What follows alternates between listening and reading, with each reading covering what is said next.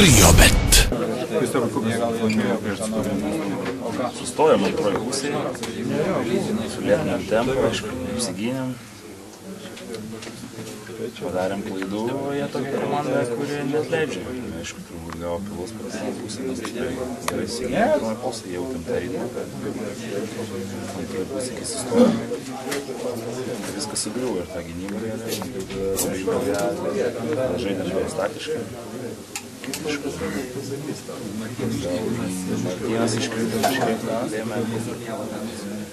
Ką padarysi, tik pradžia, aišku, skaudi pradžia, pralaimėjom gal prieš varžybas iš eilės. Pralaimėjom 1:20. Kas tenks viską aišku, pralaimėjom Panathinaikos, gerą komandą. Žinau, reikia nenuleisti laiko savo aikštėje.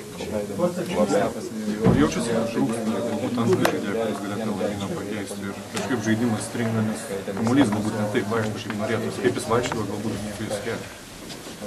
Ne, aišku, pamirškime skečį, tai geras žaidėjas, jis tai įrodė buvimą čia ir manau įrodinės toliau.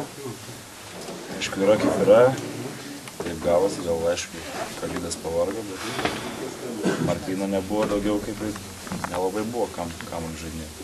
Toks ir buvo trūkumas. Vis tiek galėjom bent jau po mėnesį gynybai geriau atrodyti, bet gerą komandą ištempė mūsų puolimą metais. O prieš rungtynes Triušnužis ką akcentavo puolimus mečiamus po krepšiu, kas buvo pagrindinis? Turėjom atsitverti ir žaisti kitai gynybai, kad darėm pirmą pusę, o antroji pusė sustojom ir...